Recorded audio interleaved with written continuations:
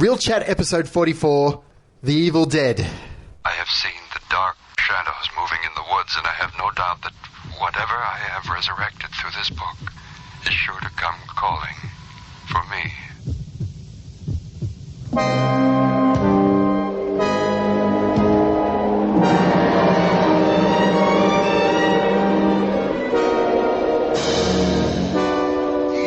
it was the woods themselves. They're alive, Ashley.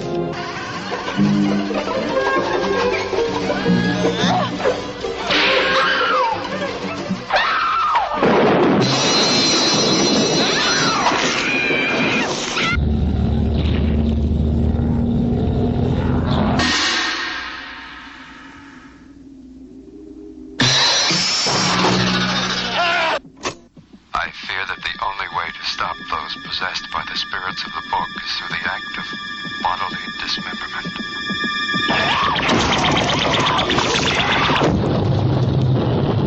I don't care what happens to her. She's your girlfriend. You take care of her.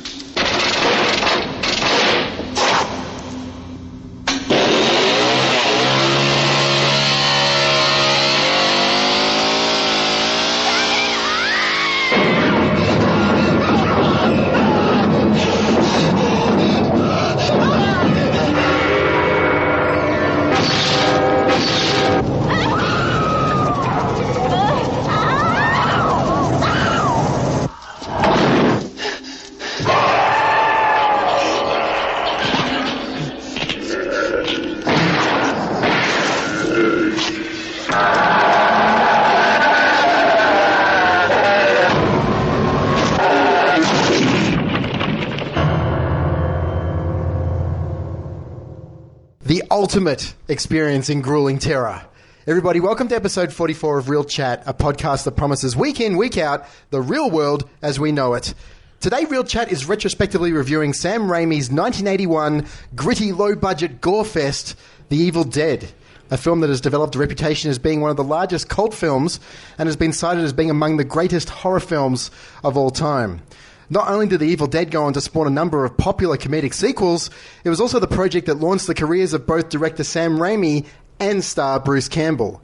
Filmed in a real-life abandoned cabin, the film's cast and crew members regard the process of making this film as one of the worst experiences they'd been involved in due to freezing temperatures, the locale, and Sam Raimi's slow, grueling process of filming, which took endless hours each and every day. My name's Adam Stolfo, and I'm here as usual by co-host and friend Brose Avard. Brose, how's it going? You mean joined by, or you're just by me?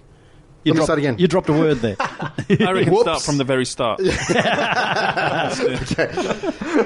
And I'm joined here as usual by close friend and co-host Brose Avard. Brose, how you doing? I'm doing much better. Thank you very much. Launching the careers of this film, apparently, and so, I mean, Bruce Campbell's career he's still waiting to be launched, isn't he? Like he himself calls himself a B-grade actor, and he's been magnificent in everything he's been in, including. Did he want to be a brilliant actor or just a super celebrity? Because he's definitely got that second one. Well, yeah. Sure. Well, in certain circles, he's a huge celebrity. There'd be some listeners that are going, Bruce who?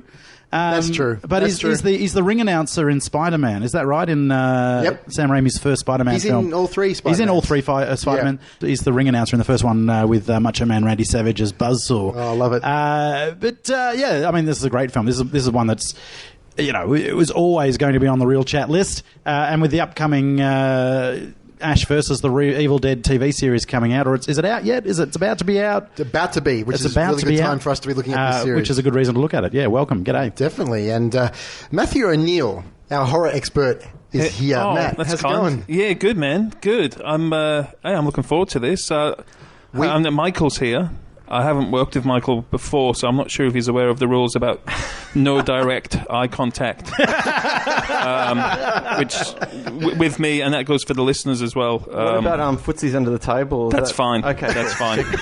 Just don't look at him while you're doing it. Yeah, that's it. That's actually the reason why I don't want you to look at me, because it's just awkward, but feels so good. But Matt, we couldn't have done this episode without you.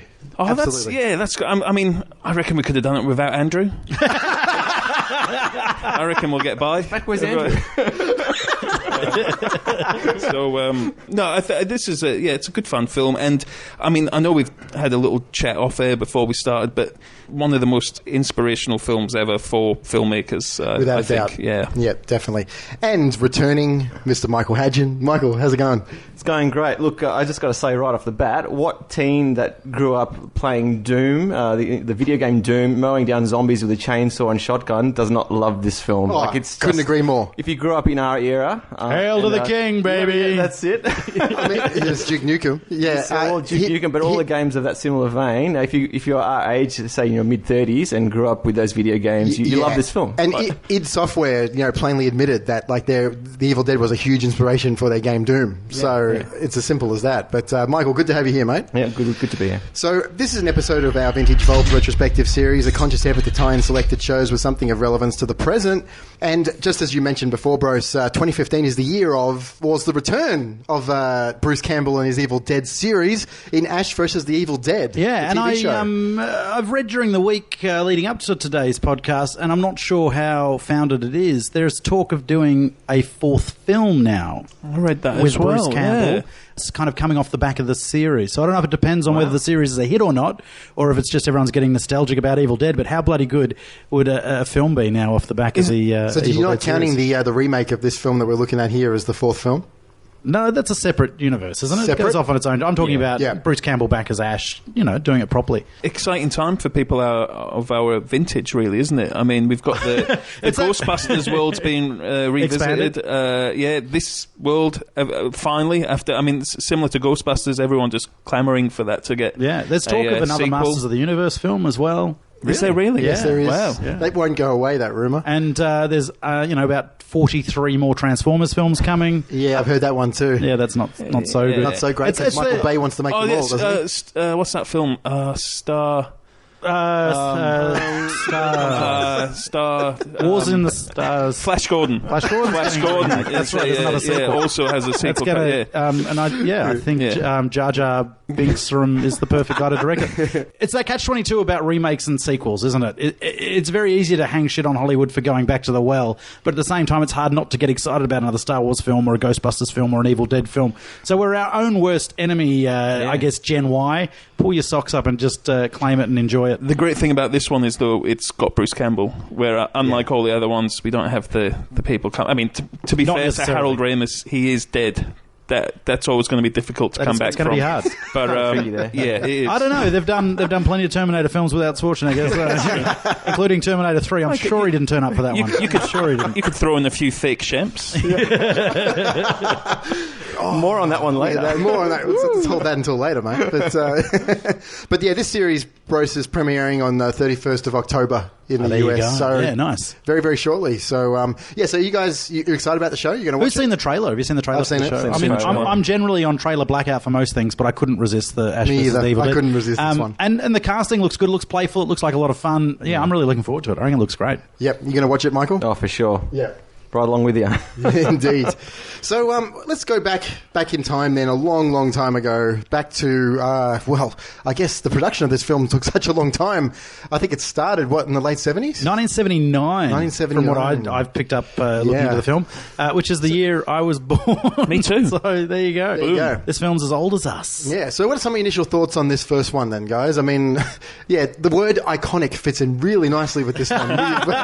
So what are your general thoughts about this one, Matt? I love this film. I mean, I guess we all come from different places with this, but this has an interesting history from a British point of view, in that it was part of the Video Nasties, we'll say, scandal. Do you want to tell 80s? some of our listeners who don't know what the Video Nasties scandal is? It was unfairly heaped in with the Video Nasties. It was very unfairly heaped in, and especially when you look at the film now. And in fact, to be fair, a lot of the films in the Video Nasty era that were banned are kind of tame. I mean, some of the stuff that happens in it is in those films, especially the Nazi films and stuff like that, is a bit full on.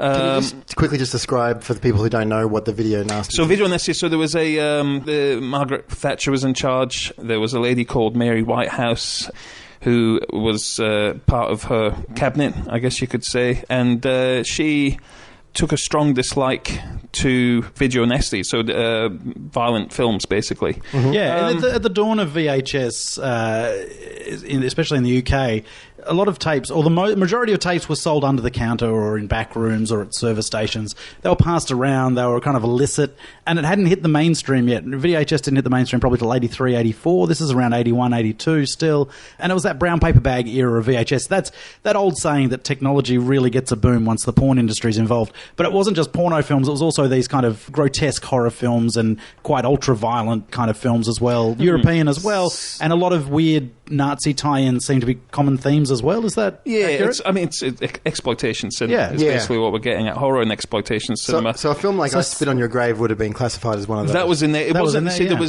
There was a certain amount of them, and I can't remember the number off my top of my head, which were, I think it was like 36 or something of them, which were completely banned. Like, which if you got caught with them, you were arrested.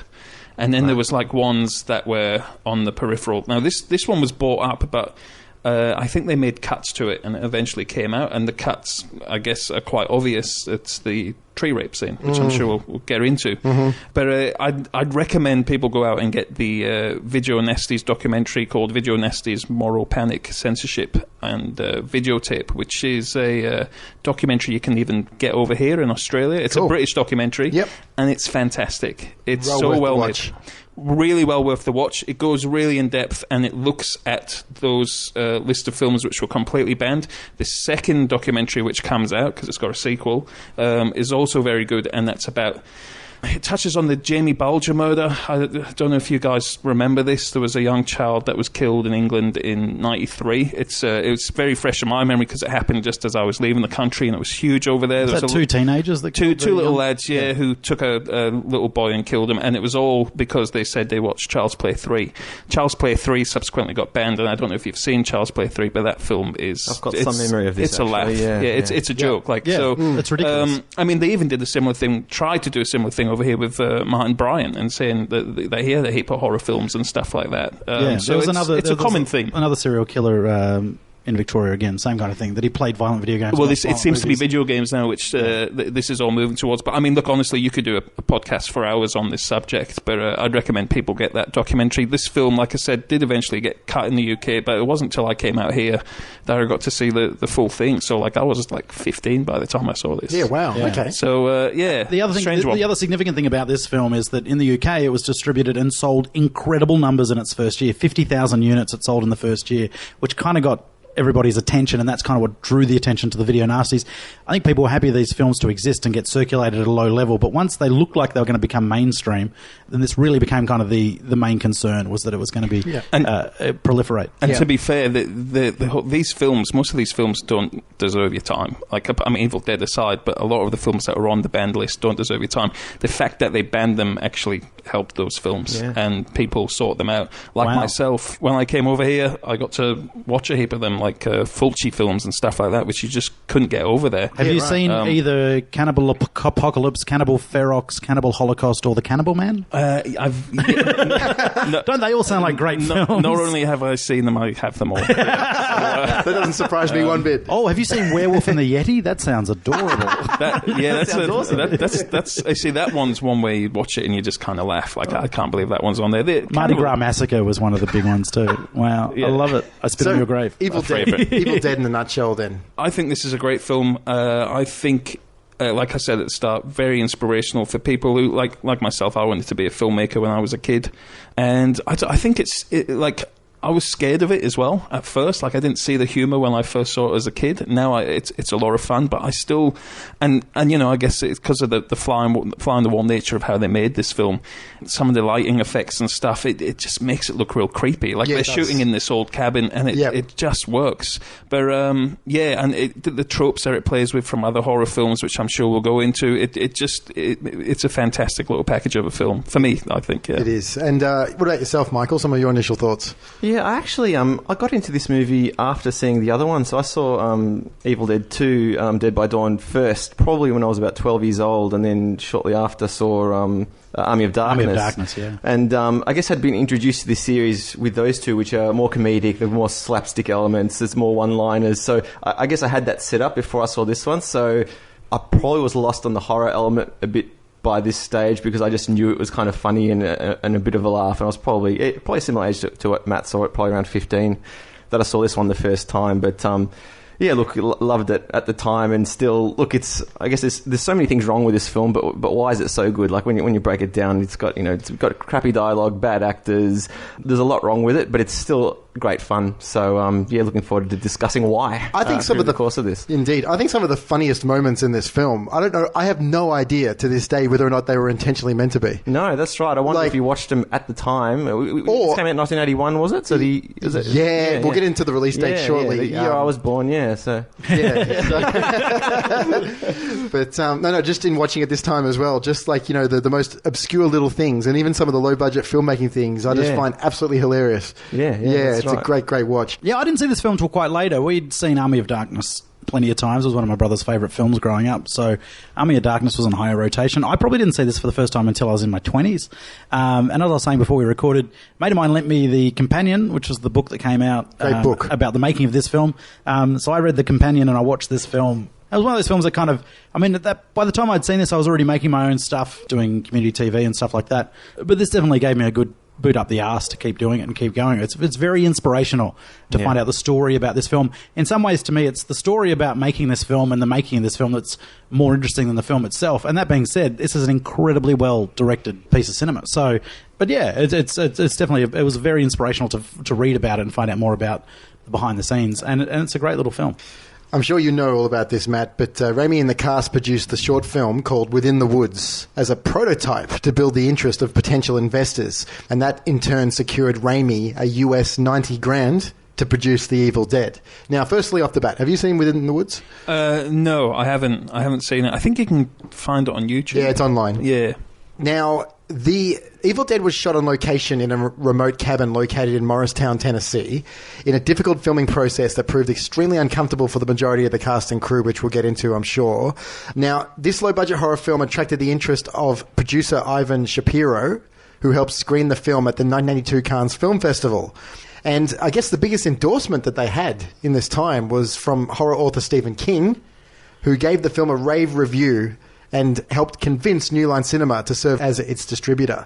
There are some very strong Stephen King elements to this film, and I guess the idea, it's not quite the Stephen King idea, but Stephen King loves inanimate objects becoming horrific, and in this film, the cabin is kind of the central piece to the horror story. Even though there's these invisible demons that possess people and so forth, it's really about this house and the fact that they are bound to this house. And you can see why King would enjoy it, because he loves that idea that it's a very localized horrific event, I guess, rather than just like a generalized kind of nasty. And yeah, I mean, you can see it's not dissimilar to the early Stephen King short stories and things, that very small, intimate idea, I guess, yeah. I think the cabin, we've mentioned on a number of recent episodes, Brose, that there are non-humans that become, dare I say it, iconic characters in this film. This cabin is definitely one of them. Yeah, it's a really important element. And keeping it local like that really keeps the story quite contained and quite scary. Yeah. Well, you feel like you can't leave it. And obviously they set that up in the story as well. But, you really do feel trapped there with these characters for the whole duration of the film. Yeah, and just the dread of the basement as well. It's such a feature of both this and the sequel as well. The Indeed. dreaded basement. Even the making the film sounds like they were trapped there. You know what I mean? Like it's like you're just basically watching them make the film with some effects thrown in. So, yeah, it really comes across well. It does. There's a great YouTube video of a guy who goes out to film locations. That's what he does on YouTube. He's famous for going back and looking at film locations, and he goes to the spot where this cabin was, and all that's left there is the fireplace. Has he been to Sorrento? Sorry. Not yet. From that great Australian film, write him a message. Hotel Sorrento. Is there a Hotel Sorrento ding as well? Look at this deep hole that used to lead up to the cabin right where we're standing.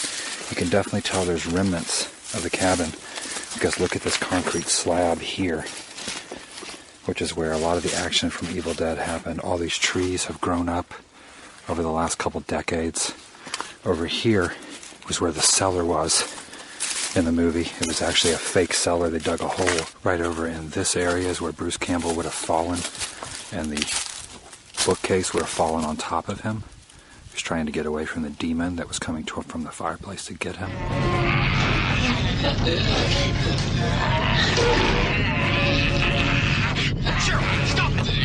Just imagine a fake door on top of this hole here is where the demon kept popping up out of there over and over. They would try to stop the demon by trapping her in the cellar.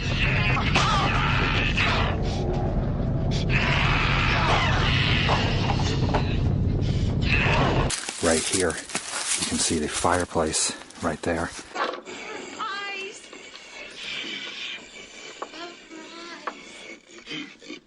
For God's sake, what happened to her eyes?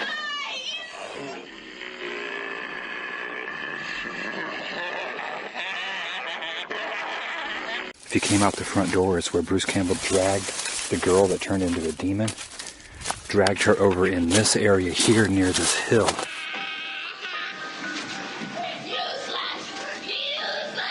In time will come for him, and then it will come for you.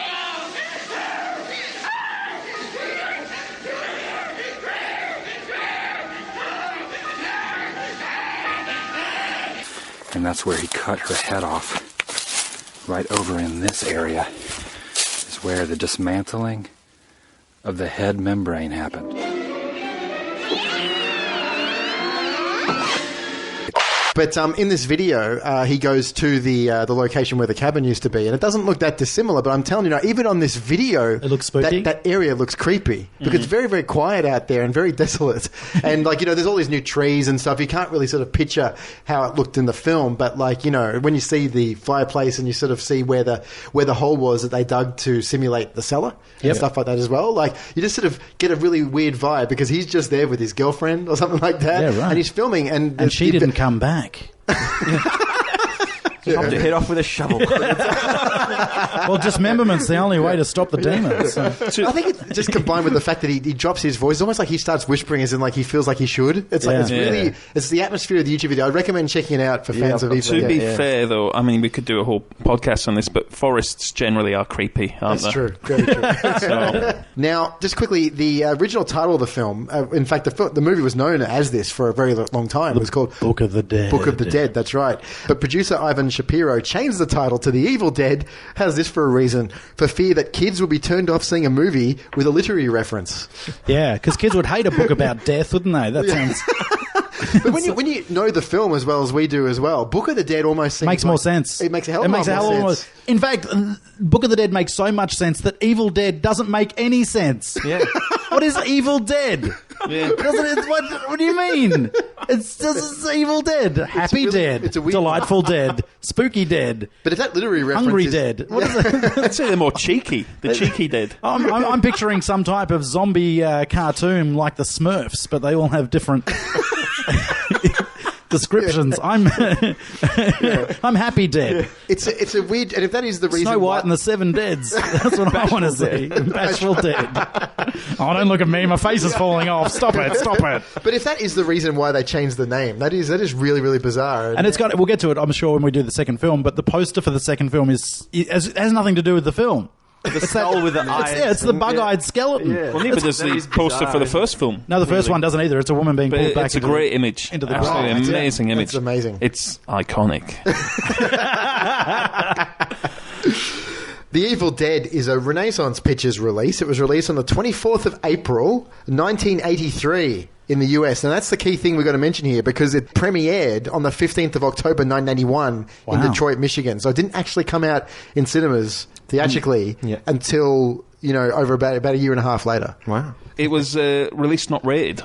Yes. So it was only released in 123 odd cinemas, I believe. That's right.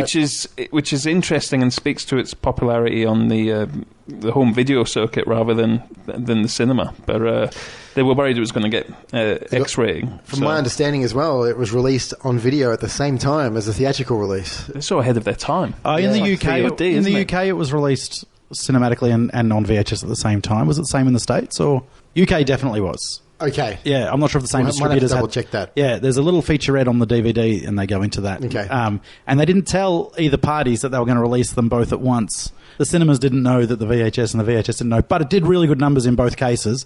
Better on video than it did at the cinema, but it still did okay. I wonder also if its release in 81 had anything to do with the amount of horror films that came out in 81 as well, that it would have been competing with, because I don't know if you guys are aware, but the list of films that came out then are just like amazing. Like it was a real strong year for horror, including American Werewolf in London and The Howling, which we've touched on already. Episode 4, I think. 5. Very and, close. Some amazing slasher films and films by Cronenberg and James Cameron. He debuted a film that year as well as Raimi with, what was it, Piranha 2. The Spawning. Yeah, exactly. That's a piece of shit. Wow, that's amazing. And The Beyond, Fulci. So there were some really good horror films. The Burning. It could go on. I won't. And it came out in Australia. This is The Evil Dead. Came out in Australia on the 23rd of June 1983, so a couple of months later. The film was shot primarily in Morristown and Knoxville, Tennessee, as well as Marshall and Detroit, Michigan in the US, with a budget, here we go, of an estimated $375,000. Yeah, the story is too, they'd raised something like $420,000 or $440,000 to make the film, and then didn't spend it all. They were a couple of $20,000, $30,000 under budget. And then investors, by the time it was released and all the money was counted up, got 150% return on their film. Wow. On the investment. Yeah. It grossed $2.6 million worldwide. That's amazing. 8 times its production budget. The other interesting thing about this film too is, and it's a bit like the success of Clerks or Clarks with Kevin Smith's film, the distributors used Sam Raimi, Bruce Campbell, and the producer. They used those 3 young guys to help promote the film. So it was a real, first feature kind of up and coming. They toured around a lot. They did talks at the film, introduced it, and were the real public face of the film as well. Which is it's fantastic if your distributor's going to do that for you. So, but it didn't happen initially. The initial domestic gross was described as disappointing. It opened in 15 theatres and grossed $108,000 in its opening weekend, which is not so great. Word of mouth later spread and the film became a sleeper hit, making over $600,000 domestically and nearly $2 million overseas. In its first week of release in 1983, 2 years later, the film made £100,000 in the UK and quickly became that week's best-selling video release. It became the best-selling video in the country that year, outgrossing large-budget horror releases such as The Shining. Its impressive European performance was chalked up to its heavy promotion there and the more open-minded nature of audiences.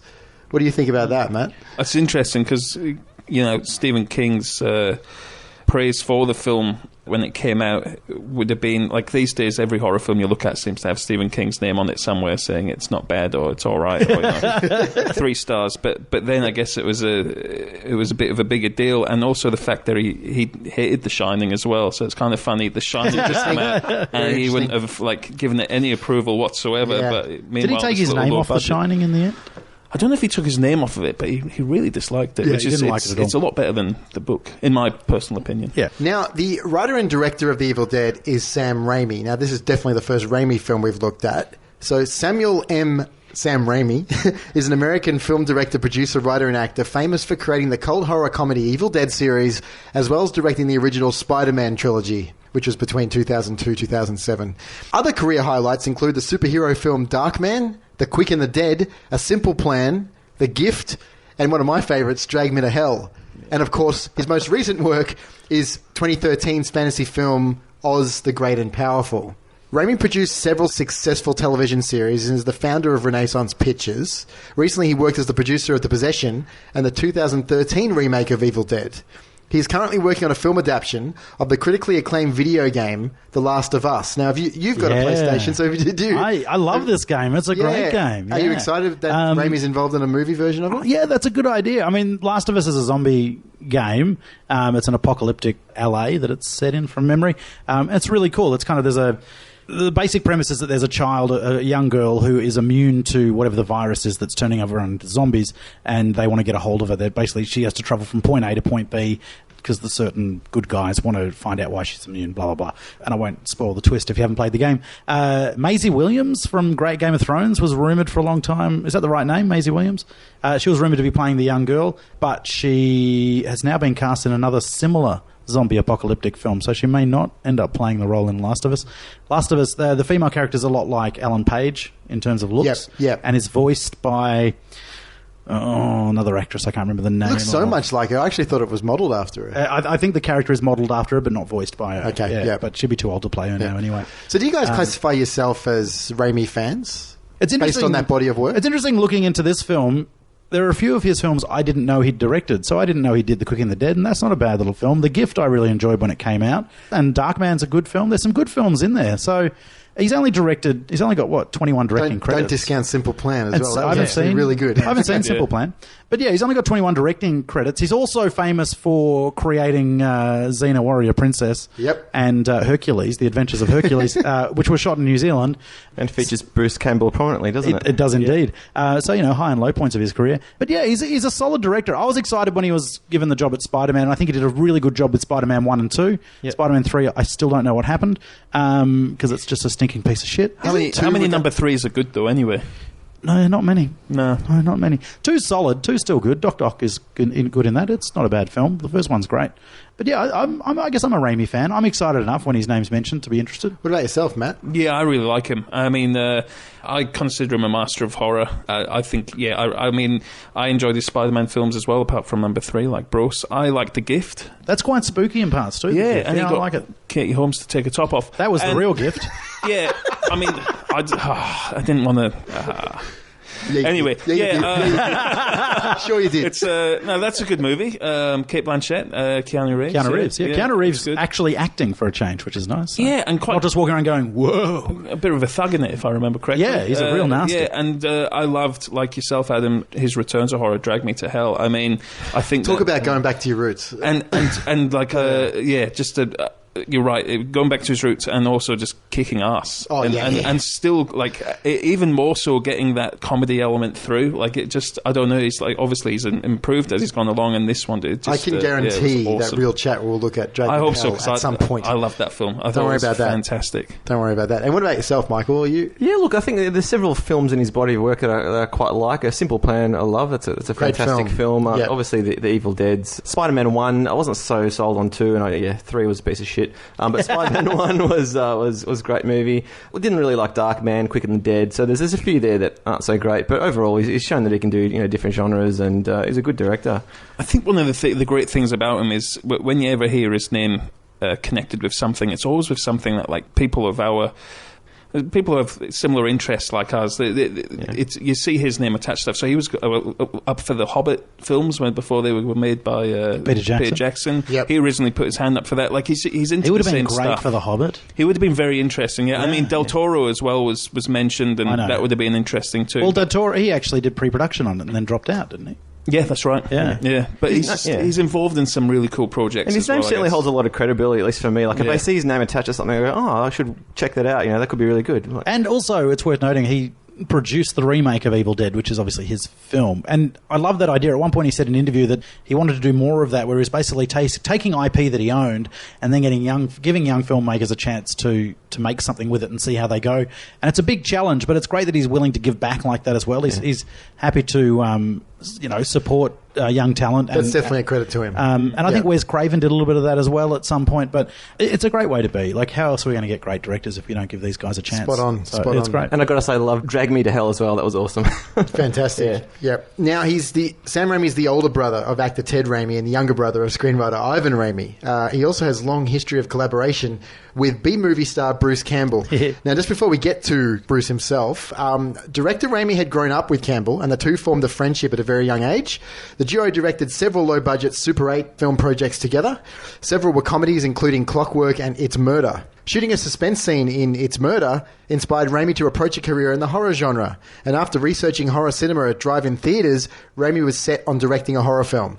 The idea was to shoot a short film first, which would attract the interest of producers, and then use the money gained from that to shoot a full-length project. And we mentioned it before, that film was called Within the Woods. It was produced for $1,600. But for The Evil Dead, Raimi needed over $100,000. To generate funds for the film, Raimi approached Phil Gillis, a lawyer to one of his friends.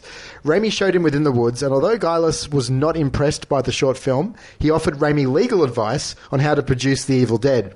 With his advice in mind, Raimi asked a variety of people for donations and even eventually begged some. Campbell had to ask several of his own family members, and Raimi asked every individual he thought could be interested. He eventually raised enough money to produce a full-length film, though not the full amount he originally wanted.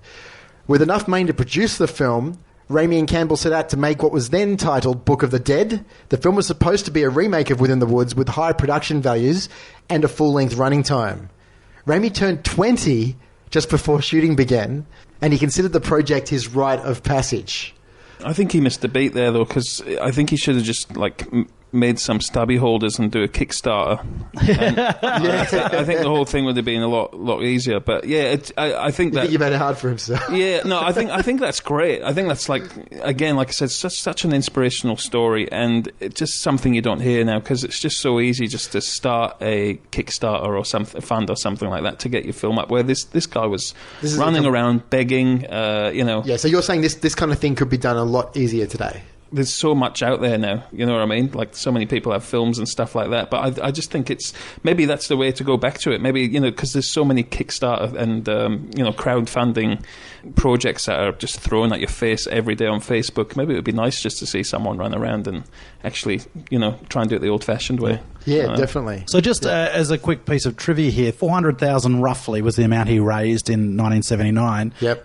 Inflated to today's prices, that's about $1.3 million. So still very, very cheap. Low budget. I can't think of a film that would have been done for under $2 million in the last 10 years even. So insane, but an insane amount of money to beg, borrow and steal off friends and family. Well, the only ones you can think of are the found footage. Yeah. And for that reason, because I guess it's easier to make, whereas these guys actually went out. This is a cinematic masterpiece. Masterpiece, yeah. It's shot very intelligently and maturely.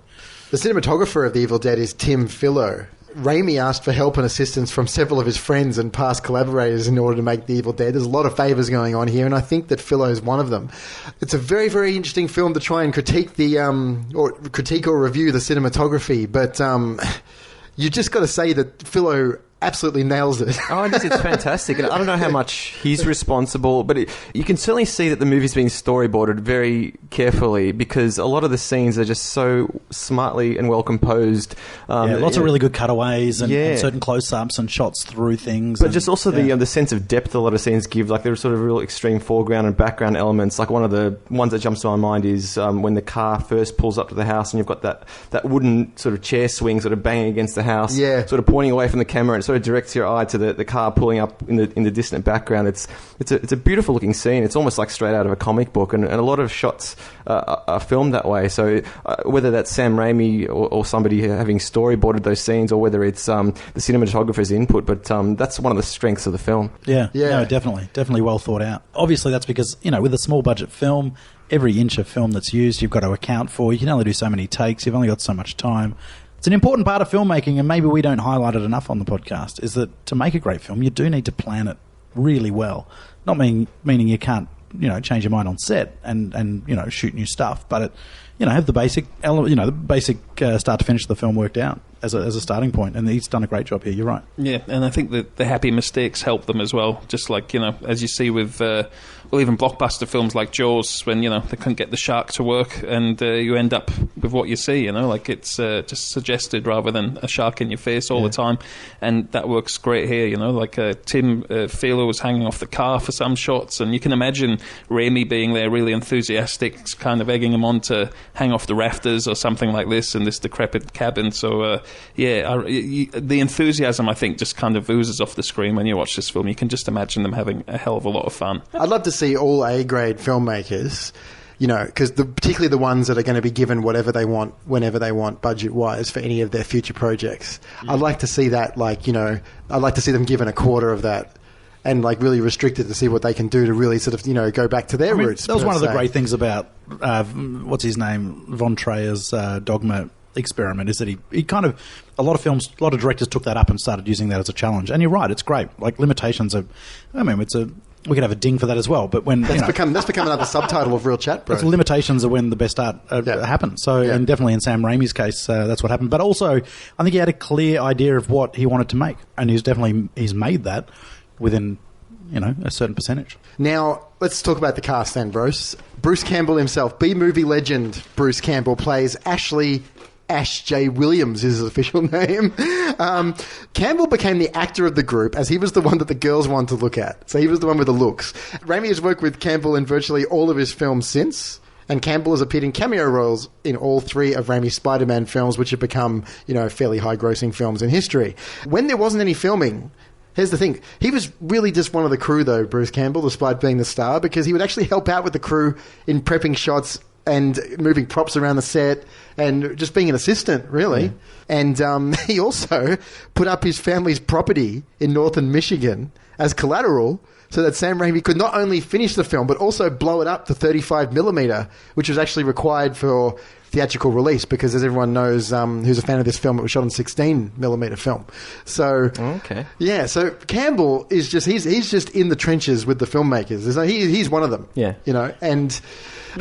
yeah, they're working really hard for their careers, and it's nice to see Raimi's kind of took this crew along with him for the ride. I think another one who he's always worked with these guys, and another one is the editor, which didn't come along till Army of Darkness, Bob Mowowski as well. Like they're just like this gang of awesome filmmakers and actors and stuff. Yeah. Now, obviously, Ash in this first one is not Ash as he is known from fans and people who are very, very well across the series. So what do we think of Bruce Campbell in this one? It's kind of weird for me watching him in this because I'm used to, I guess, 2 and 3 and his subsequent appearances, and he's also a big, square-jawed, mountain of a man. He's a big guy, and in this film he's supposed to be a coward, and I'd like to, at least at the start, and there's that moment down in the cellar where he kind of grows a pair of balls, where he starts, remembering everything that's happened up until that point and getting angry, but I find him hard to believe as a coward for most of this film. His performance is good and it's over the top and ridiculous, but he's still phenomenal. I love him. Yeah, he certainly overacts in this film. The film has weak actors. Yeah. Let's just be clear. In a way, everyone overacting kind of helps it. Yeah, at least everyone's consistent. Whereas if everyone was trying to be serious and actually act, it'd probably look really shit. Oh, that's right. That's one of the things that's why it's so enjoyable now because of that. But we'll get onto her very, very shortly. But Ellen Sandweiss is one of the exception there. She's definitely the actress of the 5. There's no doubt about that. I think that she's the one that stands out the most from that perspective. She plays Ash's sister, Cheryl. Yep. Okay. Yeah. She certainly is the better of the 5. Yeah. But I think in watching it this time, though, Bruce Campbell, how many times can we just throw a set of shelves onto Bruce Campbell? It's like the first half of this movie fighting timber shelves rather than zombies, and he really struggles to get out. Really shitty, light-looking shelves that he can't even stand up. And he really struggles to get out. That's hilarious. Yeah. But do you like him in this one, Matt? Oh, I think he's great, and I think the story behind his relationship with Raimi, like how he just basically tortures Campbell through every film he's ever made with him. I think it's just it's cinematic lore now. I guess everyone knows about it and loves it. But I don't know if he is the strongest in it. I think who was the girl? Sorry, I forgot her name for a minute. Ellen Sandweiss. Yeah, I think she's probably got the stronger performance. But yeah, Bruce Campbell's good. I think Bruce Campbell's he's fantastic in this. It's the start of a character which probably isn't fully realised till Army of Darkness, and probably is what we're seeing now in the TV show. I think is that Ash. Yeah. But this one, because you can imagine these guys were all unknown. They're out in this cabin. It kind of makes it a bit more creepy. Like even there's not, apart from Bruce Campbell, perhaps you can't really say any of the actors are classic, good-looking Hollywood actors. No, there's no stunners there.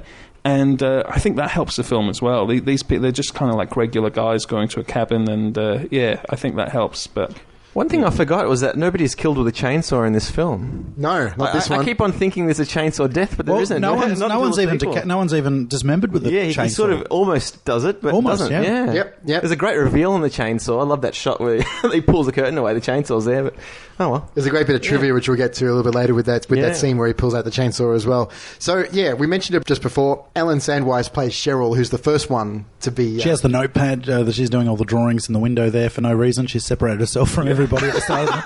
Hey, you guys get ready for dinner. I'm just going to go draw on my own in a spooky cabin. That's a great scene where she draws the book, the Book of the Dead, and then sort of thinks nothing of it, then just goes to dinner and doesn't mention it. Oh, well, that's kind of weird. I was just possessed for a second and scratched out my notepad, but I won't tell anyone. Who's hungry? This is the same person who went off into the woods by herself because she thought she felt something as well. So, she's the fifth wheel, isn't she? Yeah. So she's gone out there without a boyfriend, but hey, she still gets some in the end. So She gets some wood. yeah. Oh, Brose. Oh, Jesus.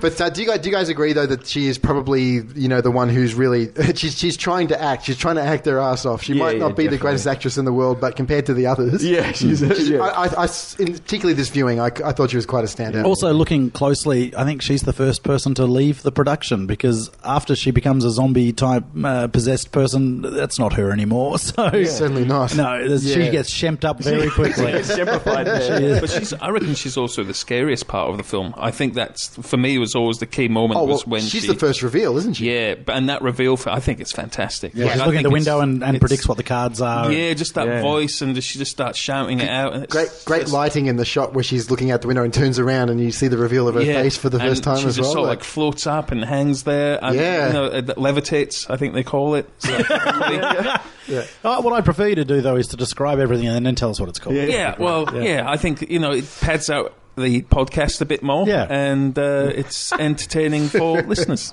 Don't look me in the eye, Michael.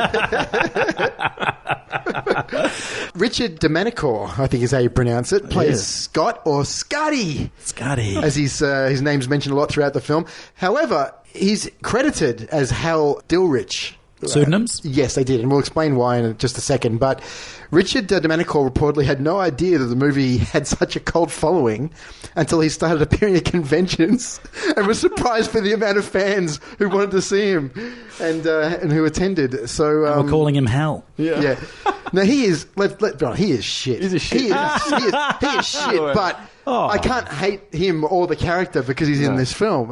But he's awful. Yeah. But it doesn't work against the movie somehow. He's a shit actor playing a prick. Let's face it. Can I come to his defence, though? Because he wasn't an actor. I know. And he apparently went along with a friend who was actually trying for the part. Yep. He was auditioning for the part, and the Raimi and everyone asked to see him have a go at the lines, and they just really liked him. And he was a big horror fan. So his enthusiasm definitely comes off the screen.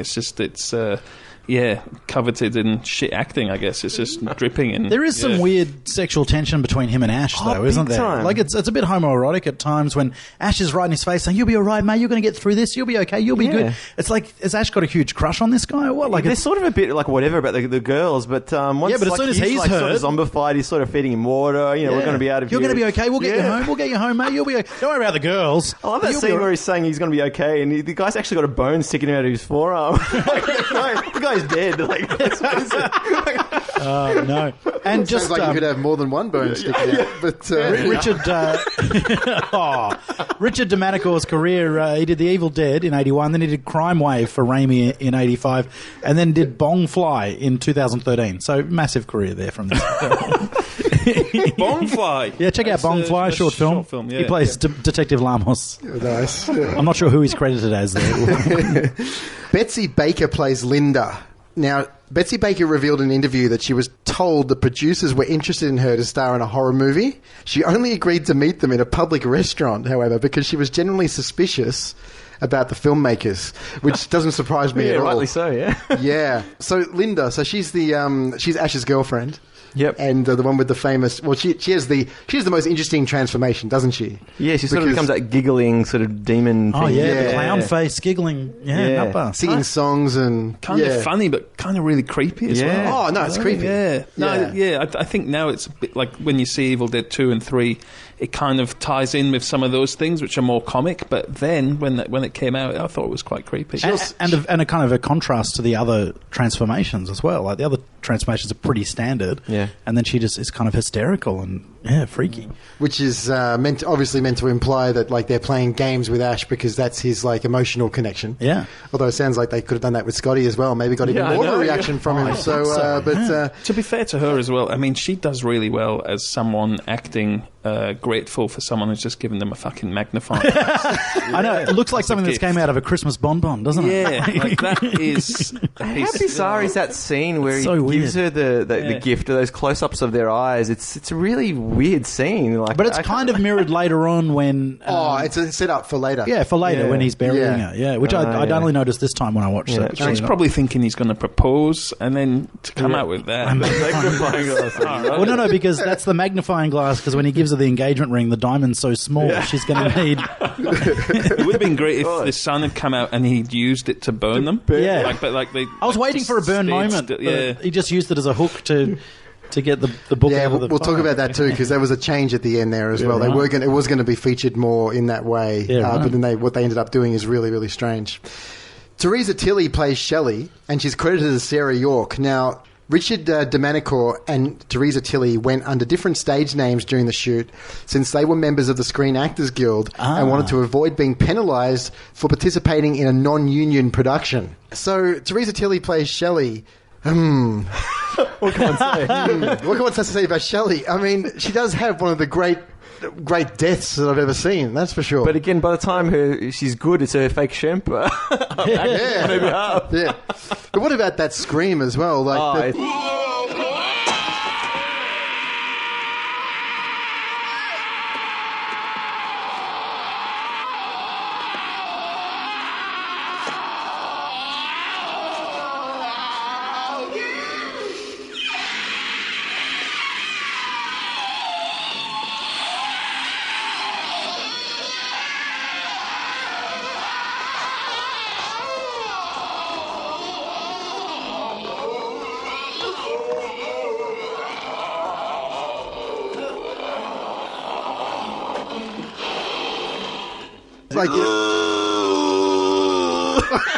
and it goes for about 5 minutes with the dagger in the back, isn't it?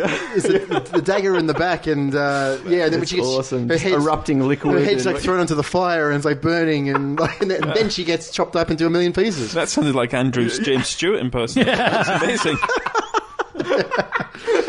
What do you guys think of Teresa Tilly as Shelley in this one? I think you guys have just slaughtered us, so I don't think we need to say any more. I'd hate to contradict you. I might end up with a dagger in my back. Any other thoughts about Shelley? Not really. That's fine. Let's move straight on then to favourite scenes in The Evil Dead. This is probably going to be quite difficult, but what do you think, Michael? Do you have a favourite scene? Well, yeah, back to Shelley.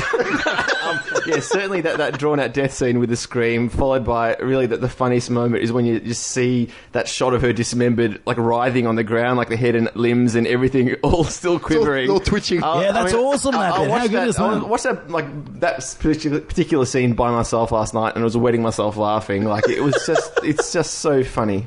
It's fantastic. Yeah, what about you, Matt? Can I have two? Of course. All right, awesome. We've already touched on it.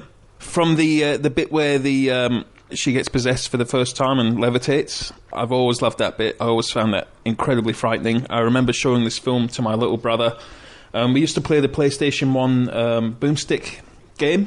Yep. And he loved the game, and he said one night, where is this from? Like, what film is it? I said, I'm glad you asked. So we sat down and watched it, and he was petrified of that bit. And just like I was when I first saw it. And also, I love the end. I love just how that camera just zooms in on Bruce Campbell, and the film just finishes like that. It's a great end. Fantastic.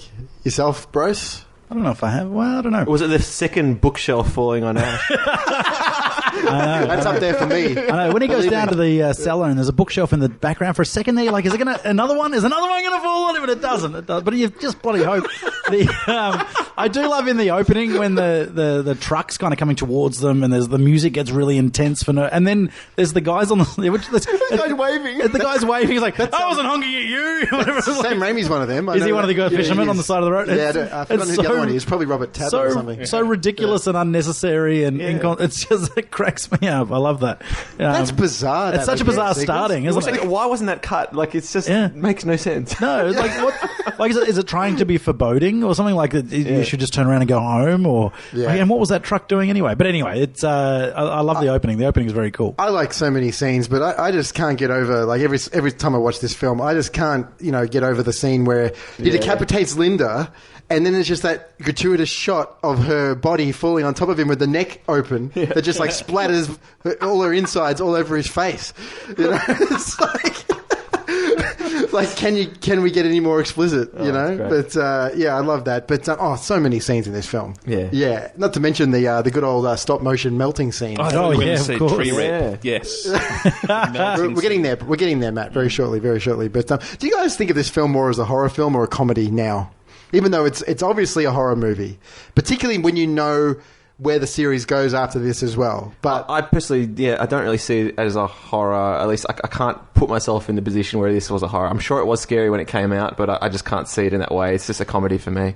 Yeah. No, I'm opposite. I see it as a horror. Yeah. We're definitely with comic elements, which I can laugh at now. But, I mean, you know, as 14-year-olds, you're always in search of a really cool horror film. I'm sure we were all like that when we were at school, talking about films that we hadn't even seen and bigging them up, you know, like, I saw, Jason 6 at the weekend or something like that, and you hadn't. But I can imagine my kids watching this soon and just being absolutely petrified of it. So, horror. Yeah, I think it's got enough fright moments in it to still be a good horror. I probably watched it more as a horror this afternoon than I did as a comedy, and I think maybe it depends on context as well. If you were going to watch 1, 2 and 3 back to back, you'd probably chuckle at this and then laugh more and more as you watch the 3 films. But I don't know, I've just been watching the Wes Craven stuff, and I was kind of more of in a horror sense of mind. So it's still a horror, but it's got some funny moments, and it's also one of those films that there's a lot of faults in this film and mistakes and things that don't match up and all that. And it doesn't bother me when people point them out because I find them very entertaining. So it's like a third level on this film: horror, comedy, and then just the filmmaking is obvious. And so it's fun. Like, I was watching it today, and you know, it's nice to point that stuff out. It doesn't bother me when that's pointed out to me. It's going, that's all right. Yeah, you're right. That cheesiness like, is part of its beauty. There's a bit where they cross the bridge right at the start of the film, and one of the crew is just standing on the right-hand side of the bridge, holding a cable or something. And they digitally removed him by the time the Blu-rays came out. Not in the one I've got. So. And I just love the idea the guy's just... And you can see him looking at the camera like, shit, I shouldn't be here. And I love that. I love that stuff's in there. And was he in the version that you watched, Michael? I didn't notice. I didn't know that was there. Pretty blatant. Yeah, I rewound and watched it again because it cracked me up. But not because it's definitely a comedy moment, but just because, you know, it's part of the transparency of the making of this film, and I love that. I actually put it in the same camp as American Werewolf in London, like in regards to horror comedy. I mean, this is definitely a horror film, but this film makes me laugh from start to finish, so I can't help but call it a comedy as much as a horror film. But and it's just the over-the-top horror that's not realistic in any way, shape or form. It is just funny. Yeah, I think it's just funny because every single thing that you see, you just applaud the guys for what they're doing. You go, you guys went there. Like, you did, you created this masterpiece that people still talk about to this day. It's so low budget and gritty, but that's the whole appeal. That's right. It's clearly buckets of corn syrup and cheese sauce and whatever else is pouring out of these people when they die. I think the film does take on a different persona as soon as you start looking at Raimi's. He wears this on his sleeve, basically, his love for the Stooges, and that slapstick is just so apparent in the last half of the film. Like, it is the Stooges, basically, what you're watching towards the end there, and looking on it now, it is funny, but like I said, first time not knowing who any of these people are, Raimi, Bruce Campbell, anything like that, it's a frightening film. Now, one of the most talked about scenes from this film, which has been described as which we've referenced a few times already. Misogynistic, correct? Yes, is probably one of the most famous scenes from this film is the tree raping scene, and even Sam Raimi regrets putting it in the film. So, right off the bat, guys, what are some of your thoughts on this sequence?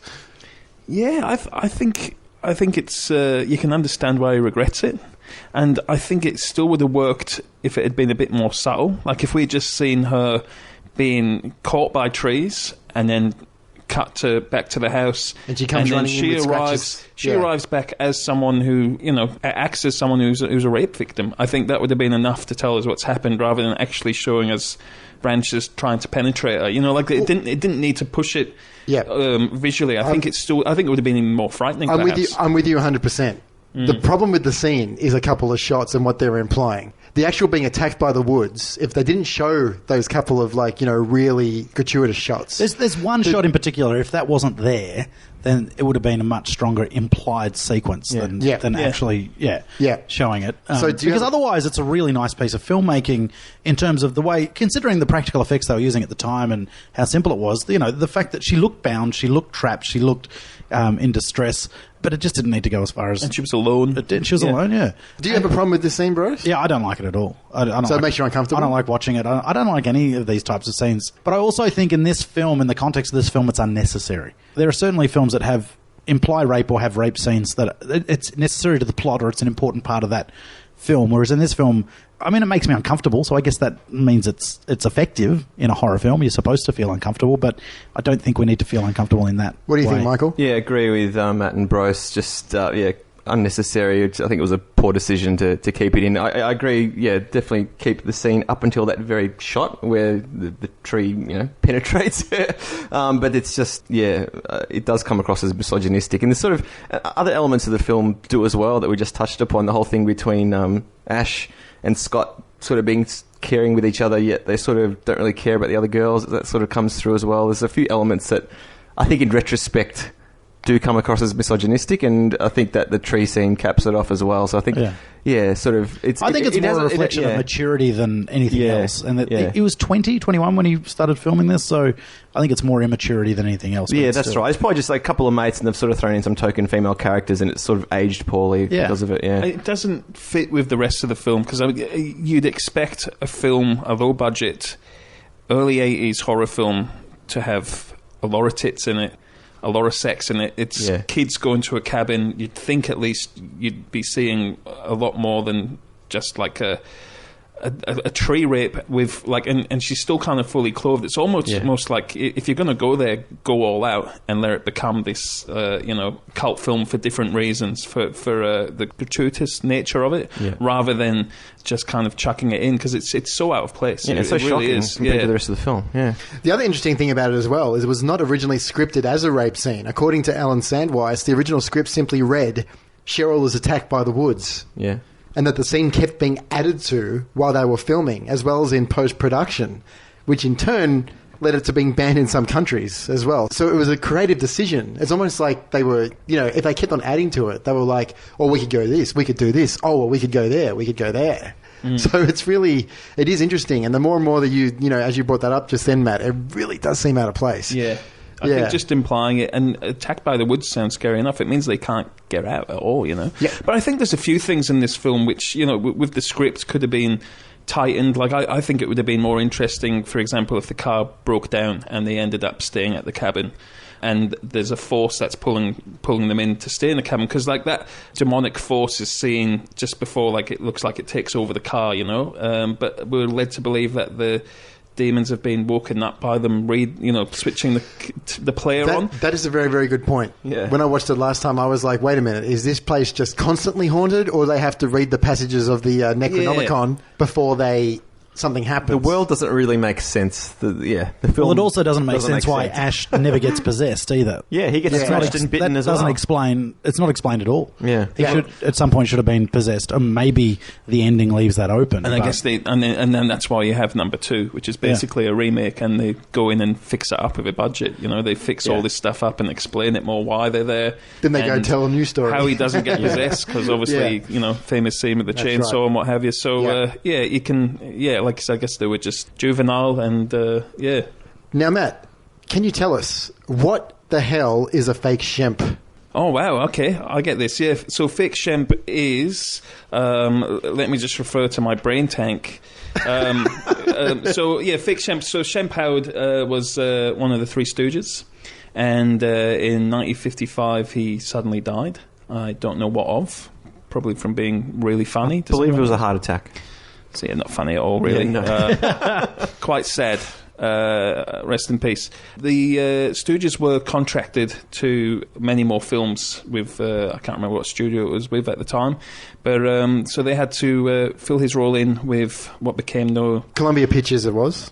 Yeah, that's right. Oh, well, there you go, Columbia Pictures. So they had to fill them in pretty much like with how we discussed Crispin Glover's character in Back to the Future 2, with, shooting from behind the actor and putting makeup on and things like that. And the term fake shemp comes from Raimi, and again his love for the Stooges during this film, because obviously the sprawling nature of the shoot for this film, a lot of the actors weren't available sometimes, so you're seeing a lot of Bruce Campbell, the back of Bruce Campbell's head, the back of Ted Raimi's head, Sam Raimi's head. Practically anyone who was there. Everyone who was there. And that's fake shemp. And I think it's kind of a term that's used to this day. Yeah, particularly with Sam Raimi movies. Sam Raimi and his mates worked it out really quickly that Yeah. they were using a double, Yeah. and would enjoy pointing it out. There's a fake Shemp, that's a fake Shemp, this one's a fake Shemp, which became kind of a term in their vernacular as well, which is quite cool for any time a double is used.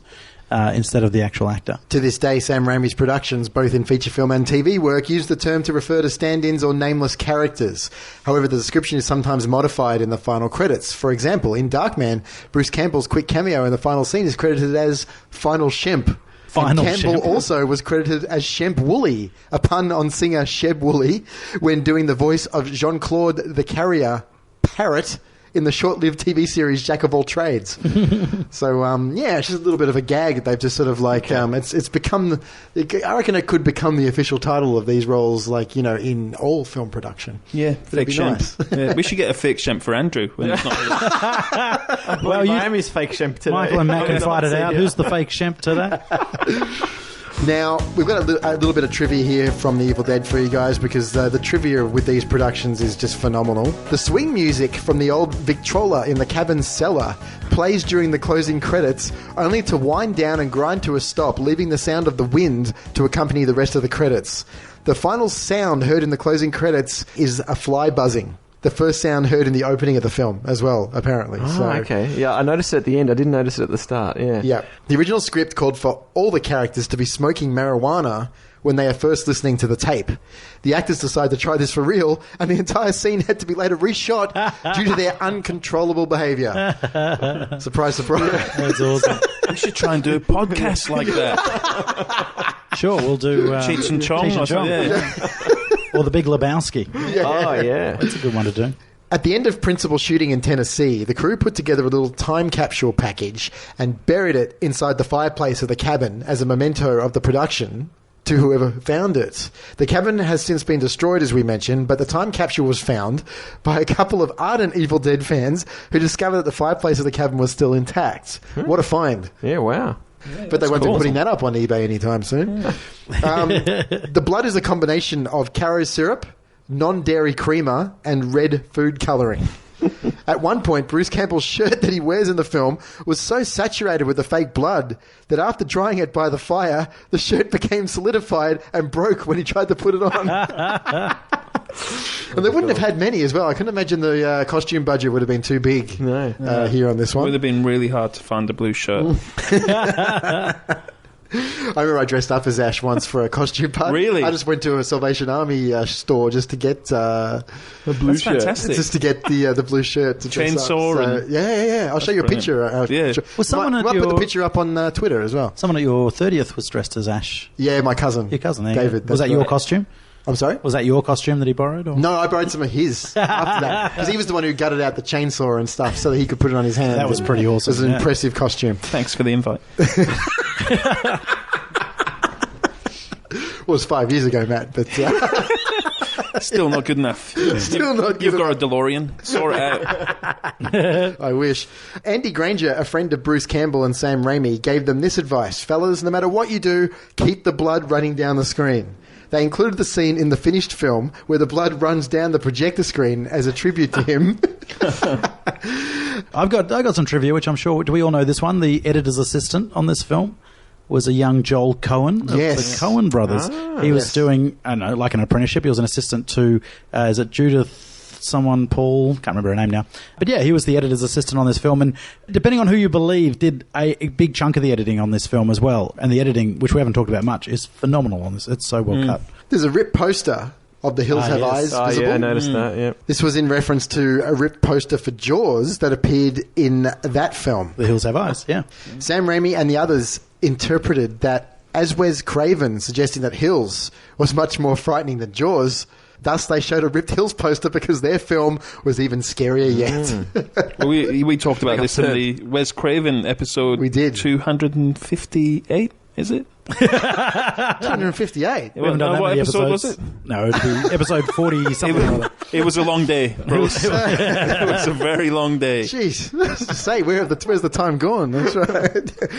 The eerie wind noise in the movie was recorded by Sam Raimi. He first heard it through his bedroom window while he was trying to sleep and thought it would be perfect for the movie. Now, did he hear this when he was trying to sleep at this location or cabin. nearby? Am I right in saying, Matt, that they they had another cabin that wasn't far away where they actually set up, like, you know, where everyone was staying and stuff like that. I'm going to be honest, I can't remember. Okay. And I should know because I have that great book that we were all talking about. As cool as it would be that they all set up sleeping bags and slept in this cabin, I don't think that that's the case. No. I think that would have been way too difficult. Yeah, and just for setting up in it, completely. Yeah, nightmare. Let's say they did. The film ran out of money, and only half of it was completed in the winter of 1980. In order to complete it, Sam Raimi, Rob Tappert, and Bruce Campbell did everything they could to complete the film. From taking out high-interest bank loans, borrowing money from friends and family, and even making cold calls to businesses around their hometown state of Michigan. The cold calls worked in that they actually got catering, gasoline, and other necessities that the cast and crew needed. So, talk about persistence. Goes a long way. On the tape in which the demon resurrection passages are read aloud, some of the words spoken, which appear to be Latin, sound like Sam and Rob, das ist hikers dann die Rodsa, which means Sam and Rob are the hikers on the road. Oh, there you guys go. waving. The waving guys road. It was actually Sam Raimi and Rob Tappert who play the fisherman that waved to the car as it passes near the start of the There film. you go. It was essential to keep that scene in there. No, my mistake. Well, I retract my earlier comment. he's a big Hitchcock fan, really, Yes. isn't he? And apparently Yes. even like wears a red tie and white shirt to all his these days to his, when he's directing in honor of Hitchcock. Yeah, and when you think about it, his torture of lead actors as well is also something that's kind of similar too, I guess. Well, yeah, apparently on location, if Bruce Campbell got a bit lethargic or a bit tired, him and the producer would poke him with, Sam Raimi and the producer would poke him with sticks to keep him energetic and upbeat. That's very Hitchcockian. The white liquid that often emits from the possessed, Michael, after they're injured or maimed is 2% milk, not just to show how the possessed aren't normal, but also to mix it up so the MPAA wouldn't give the film an X rating. Ultimately, the film was released unrated, as you mentioned before. So it's quite close with cheese sauce. It was a dairy product. It's quite incongruous, the white milk coming out of it. Isn't that kind of weird? I found that very bizarre. It's like pus, kind of. Like Is it pus? pussy, Yeah. It's not like the cream corn that comes out later on when you're melting. But from horror films, like Yeah. just seeing all these weird colours, I don't know. That's a classic thing, though, doing the blood so it doesn't look like blood. Hammer Horror had their own version of blood, which was kind of like an orange mixture, and they used that for the exact same reason, so they didn't get X-rated. So there's a little horror fact for you all to chew on. Fantastic. Thanks, I Peter. will chew with pleasure. One of the most iconic shots from the whole entire Evil Dead series are the demon point of view shots. I love the POV work in this film too. It's, sometimes it can get a bit overbearing, but it's really chilling in this. In this first one, though, it was shot by mounting the camera to a 2x4 while Sam Raimi and Bruce Campbell ran along holding either side. It's amazing. In one of the production stills as well, which is quite bizarre, the camera's attached to a 2x4 and there's a piece of rope on it, and it's hanging around the DOP's neck. So, and it looks like when they did the shot through the lake or whatever at the start, I think he was just walking through with it kind of on this, again, a rope tied mount that he's got around his neck. And then at the very start, with the point of view shot in the pond, it's actually Bruce Campbell pushing Sam Raimi in a dinghy while he films the shot.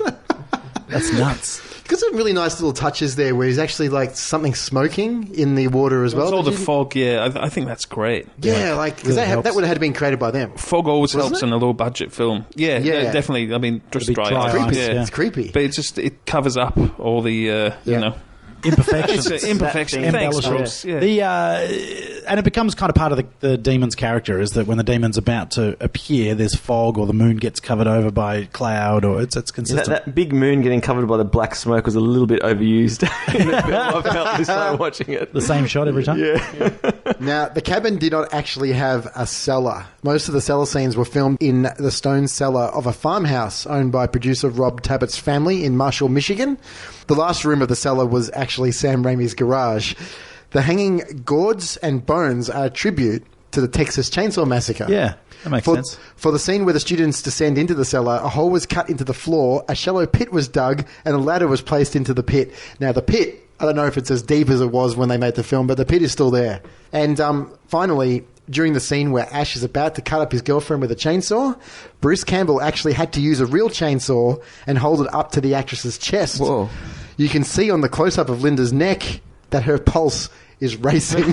Oh, wow. Wouldn't it be? God. Now, Bruce, where the hell do we start in regards to the DVD and Blu-ray releases of The Evil Dead? Because we thought it was bad when we looked at some of the Terminator films with the DVD and Blu-ray releases, because The Evil Dead has one of the most iconic histories of DVD and Blu-ray releases we've looked at yet. Iconic's the right word there. Tumultuous, I think, is more accurate. All right, that's probably a better word. It is a tumult, and I didn't realise until you told me before we recorded that it was, originally in 4:3 and then blown up.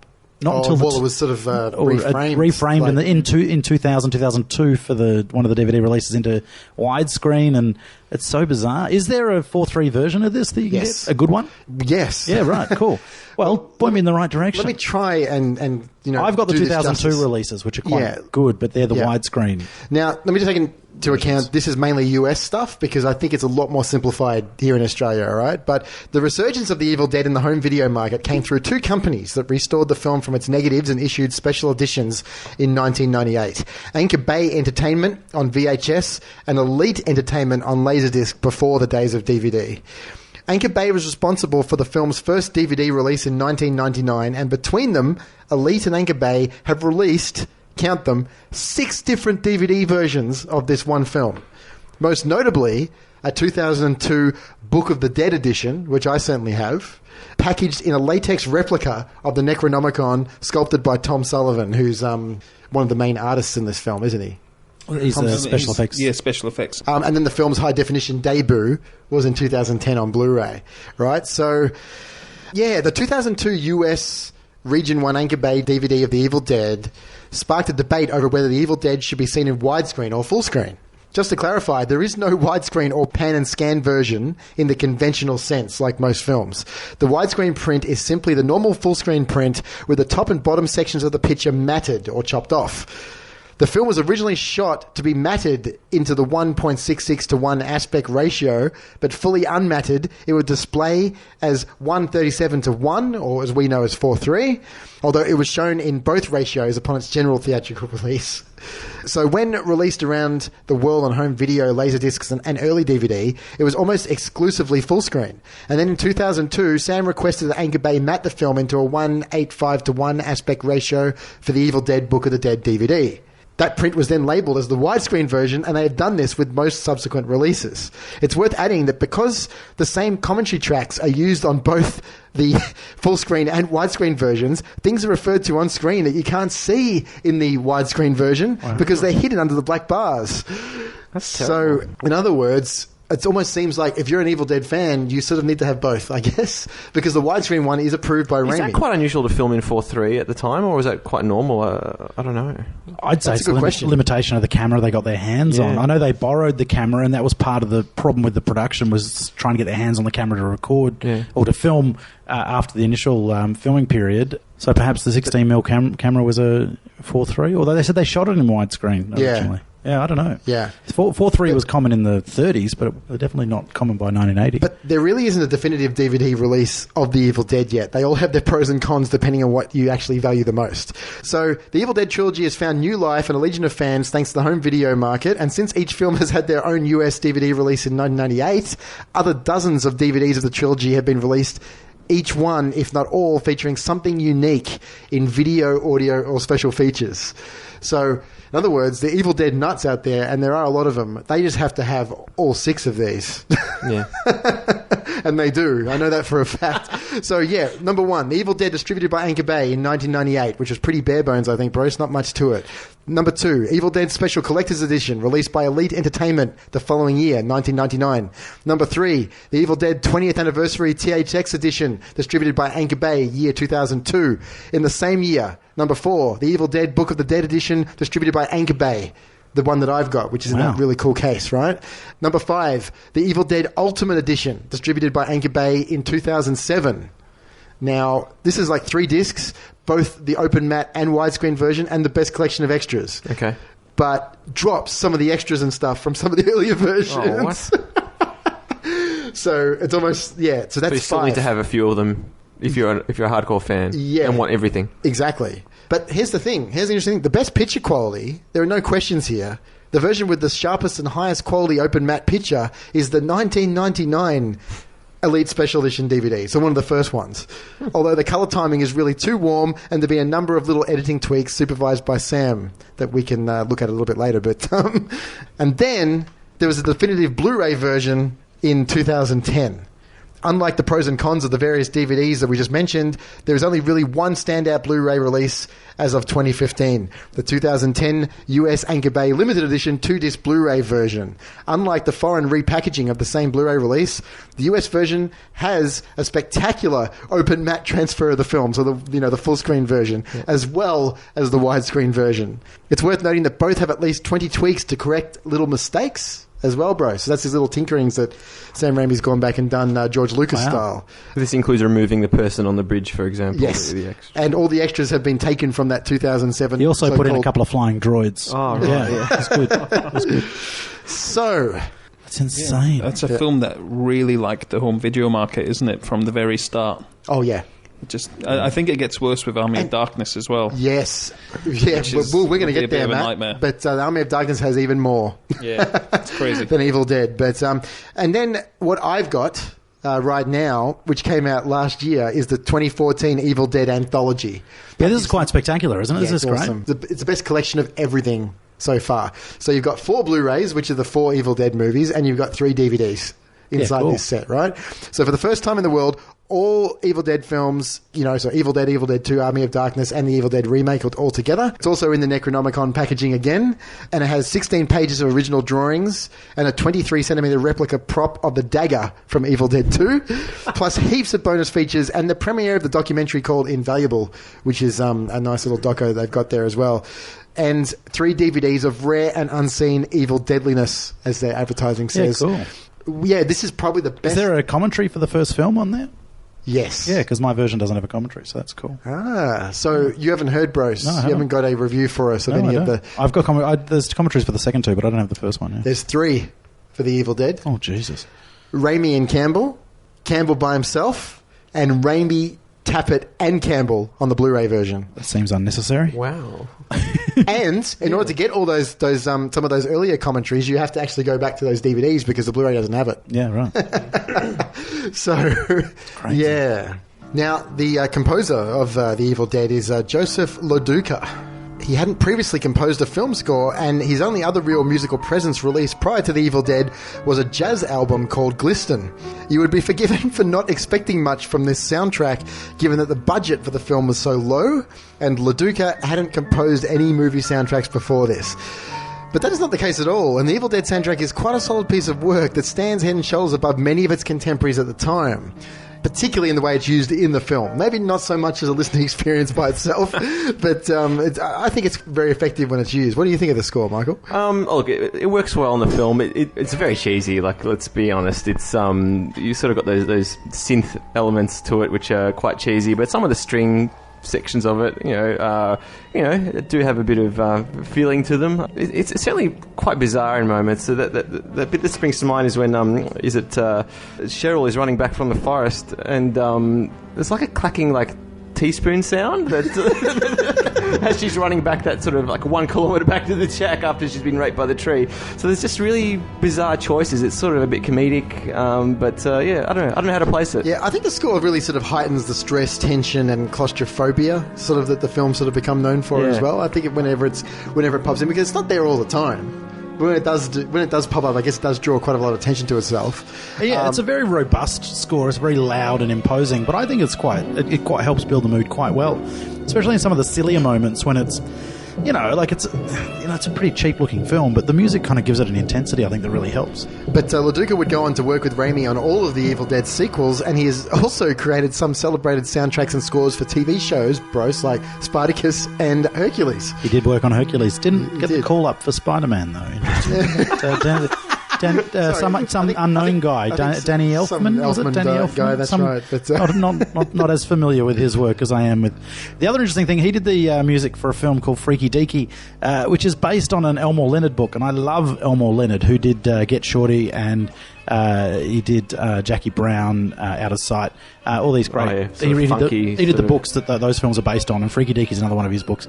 So I'm actually going to have to track down Freaky Deaky because I didn't know it existed. So, but yeah, Joe DeLuca, hey, sounds like a character out of The Sopranos. Where's Joe DeLuca? We buried him down behind the racetrack. Don't worry about it. I guess many horror films at the time were opting for soundtracks based around synthesizers, but LaDuca's score managed to combine synthesizers with live and traditional instrumentation.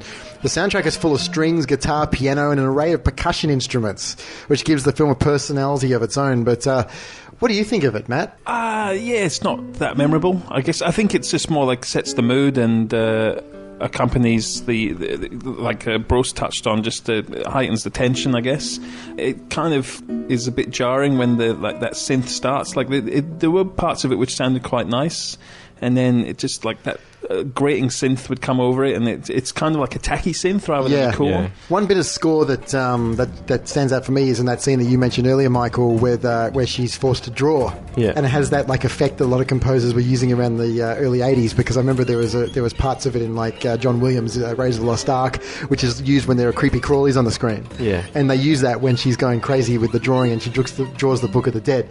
But I do really like that tone when you're just looking at what she's drawn, and it's like this sort of like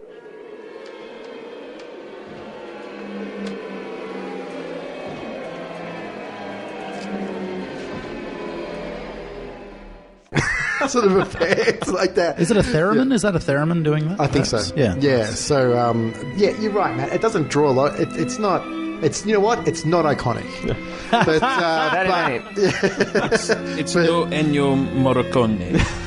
Certainly not. But that being said, for a low-budget horror film or a low-budget film of this era, it's a decent score. They've put together unique music for it. It definitely helps the film. It's not detracting, I think, from any of the moments.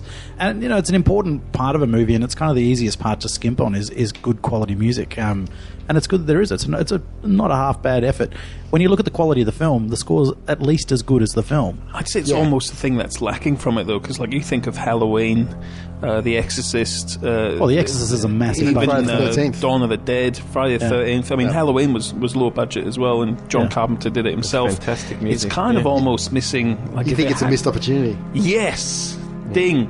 Is that? No. I don't know. I've got a feeling I've said it's a missed opportunity a few times in some of these podcasts. You have got a point though, because none of the Evil Dead movies have a sound at which you go, "Oh, that's the Evil Dead." That's true. Yeah. So it doesn't actually have a theme. Matt's made a point. Now, whilst not widely available, the soundtrack has had a few releases over the years, but to be honest, it is easy to get a hold of Joseph DeLuca's work for the later Evil Dead films. You can still find the CD online, and it's still available from time to time on import, but expect to pay a huge price if you see it on particularly the vinyl version on any auction sites or anything like that. So the notable releases were in 1984, so the year after the film was actually released. Evil Dead came out, the LP, by good old Varys Sarabon, Michael. Oh, yes. And then it came out, it got its CD release in Japan in 1993, so not for another 9 years. It came out with the second one, like a combination. And then it finally came out on CD in 1993 by Varys Sarabon Europe after that. So, yeah, I don't think it ever actually came out on CD in the States or here. Okay. But it can be tracked down, but I think it's pretty expensive because it's, second-hand copies and... Music aside, though, the sound in this film is fantastic. Yeah, the sound design is that's fantastic. Really memorable, for sure. Yeah, good. I wouldn't listen to it on a CD, but it's fantastic. Yeah, and 19 tracks was the score album as well. So I guess that's the majority of it, I think. Yeah, so... Collectibles, Brose, from the Evil Dead. There's none, really, not to speak of. Evil Dead 2 and 3, there are action figures, and there's a lot of different bits and pieces. Evil Dead didn't get much. There's different... The great thing about this film is that it has a really broad international appeal. So there's some really cool international movie posters, like an Italian movie poster or a Japanese. It's really nice to look at some of that work and the way they've promoted the film. Same with the DVD covers that reflect a lot of the movie posters from those areas. So the movie posters and the DVD covers are quite collectible and quite interesting. The latex Necronomicon cover that you were talking about earlier is fantastic, and I know a lot of mates of mine that are big fans have that version of the DVD. There are a couple of books worth mentioning, though. The Evil Dead Companion we've mentioned in passing, which was written by Bill Warren and published in 2000, is a must read. If you love this film, or you love the idea of this film, or you know anything about low budget filmmaking, it details the start and finish of the whole film and how they put it together. A lot of detail. I think a lot of the crew knew what was going on. They knew they were sitting on something pretty exciting, and they kept detailed diary notes and things, and it refers to a lot of the production team, and it's phenomenal. If you don't finish that book and want to go out and make a film straight away, then you're It's a a heartless, phenomenal book. creativeless. It's outstanding. That's not even a word, creativeless. You are heartless and creativeless. You're unimaginative and heartless. So, but read that and get excited. Also worth reading is Bruce Campbell's book, If Chins Could Kill, Confessions of a B-Movie Actor, which was released. I've got the paperback from 2002, which is really cool. And again, he details the making of the film. All three films, actually, in good detail. But I should read this. I meant to. Have you not read the companion years ago? Have you got it? No, I've got the companion. I've read the companion. I've got my copy right here. You can borrow that one if you want to. There you go. Can I read it? There you go. He's got I'll it be in. meaning to read the book for like. Make sure you read it. Handed the Hand it book over. to Adam. Do you read? Yes. Can you read? Yes. No. Yes. Congratulations. No, I've just got all the facts that I'm spinning off here. It's just completely off the top of my head. Yeah, that's what Yes. you Well, might no, take. it's interesting now, though, with DVD extras and making of docos and commentaries, you don't actually have to read much to know about film, whereas when I first got into film, if I wanted to know something, I had to read a book about it, and read lots of books about film. So It's crazy. Yeah, it's insane. Isn't it an crazy. insane idea? It's just mental. But yeah, I mean, just those books really are worth checking out, and we'll look at more of the action figures and more of the other collectibles, prop replicas and things for the second and third films. Great. Thanks a lot, Brose. In regards to the awards for The Evil Dead, there are Saturn? Did it get a Saturn? One sec, Brose. No Academy Awards No. or nominations. No Golden Globe Awards or nominations. However, the Saturns? Saturns won. Oh, Wow. A nomination or a win? No, it won. Bruce Campbell? Oh. I wish. No. Best low budget film. Oh. Okay. Yeah, fair enough. A category It won. invented for this film, by the Yeah, sounds of it. there you go. The old Saturns, they never Yeah. fail to come through It's- for us, what, bro. the Saturns are the sci-fi and fantasy film awards. horror films, yep. And horror films isn't best low budget film, and isn't that an oxymoron? Aren't they all low Yeah, budget? all low budget. Yeah.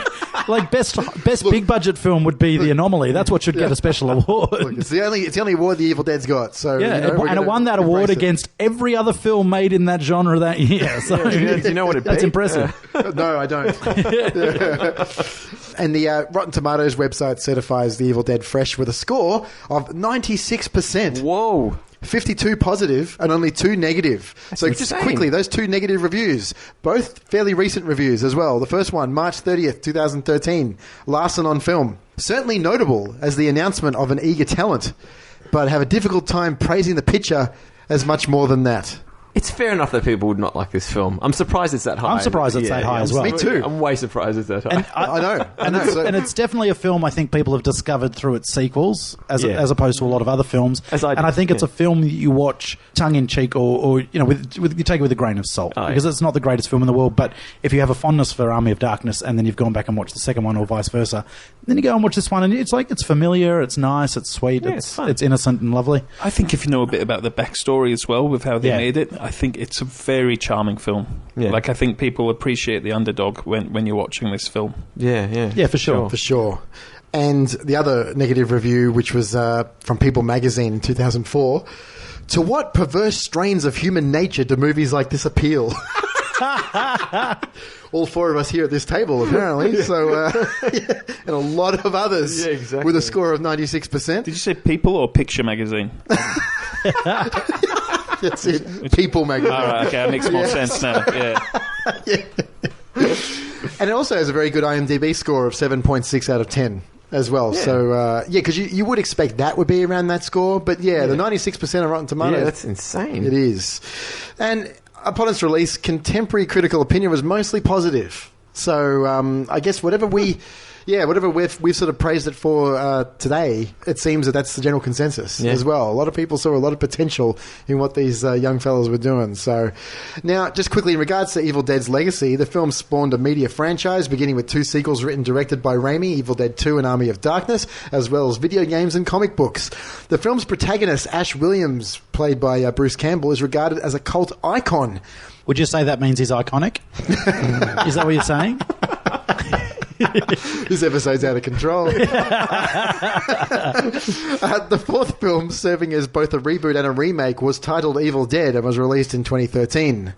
Raimi co-produced the film alongside Campbell and the franchise producer Robert Tappert. The Evil Dead has spawned a media franchise, including game adaptations of the same name for the Commodore 64 in 1984, as was a trilogy of PlayStation and PlayStation 2 games in the 1990s. Evil Dead Hail to the King, Evil Dead A Fistful of Boomstick, I love that name, and Evil Dead Regeneration. Ted Raimi did voices for the trilogy, and Campbell returned to do the voice of Ash in these games.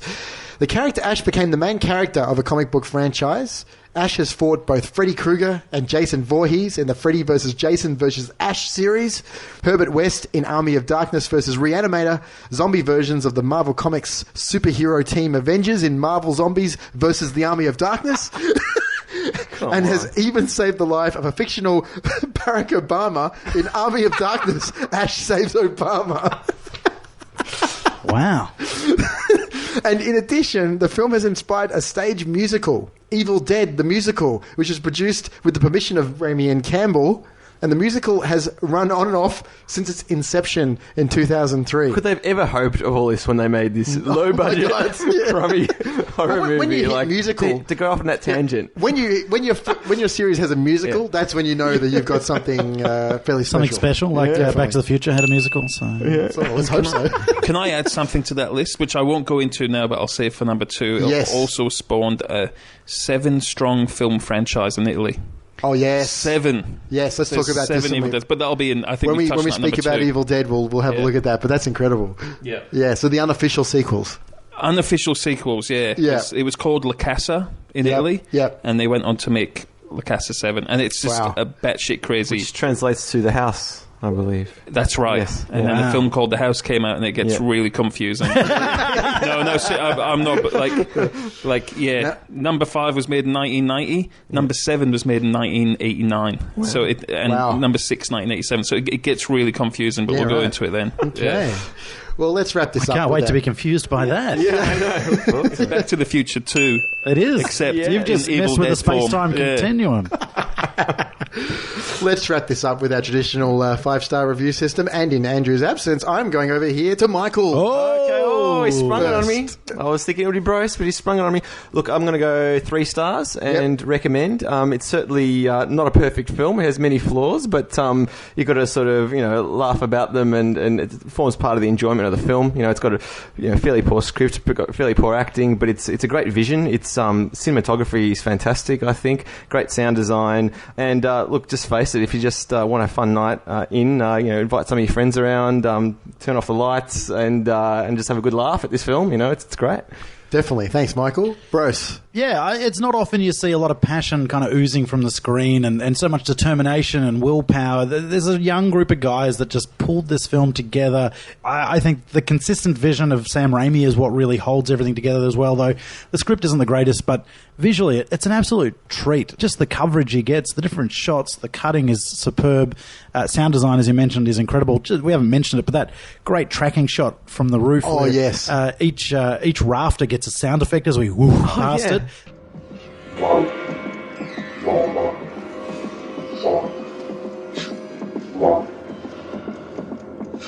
It's just phenomenal, and it's basically the sound of a camera passing a piece of wood. It's actually pointing out to you that there is a camera watching it by putting that sound effect in there. But it's just phenomenal. It's so great. The POV stuff's really good. We didn't mention the T piece of wood that they made for this. Do you know about that? They mounted the camera on a piece of wood that had a T across the top, so when they smashed through windows, there was a safe distance for the camera to be behind it, but still get the POV shot. Yeah. I mean, this is real guerrilla filmmaking. They had a tiny little budget, froze their asses off in the middle of it was at Tennessee in the winter, and just made a phenomenal piece of film. Just a great spectacle. I'm going to give it 4 stars. If you do watch this film, get the Blu-ray release. Sounds amazing. I might even have to track it down myself and get rid of the DVDs. With all the movies? All movies in it. Find out as much about the making of this film as you can and get inspired and go and make something, because that's the greatest gift Sam Raimi can give you with this film, is just get out and just do it. Couldn't agree more. Yeah. Thanks a lot, Brose. Matt?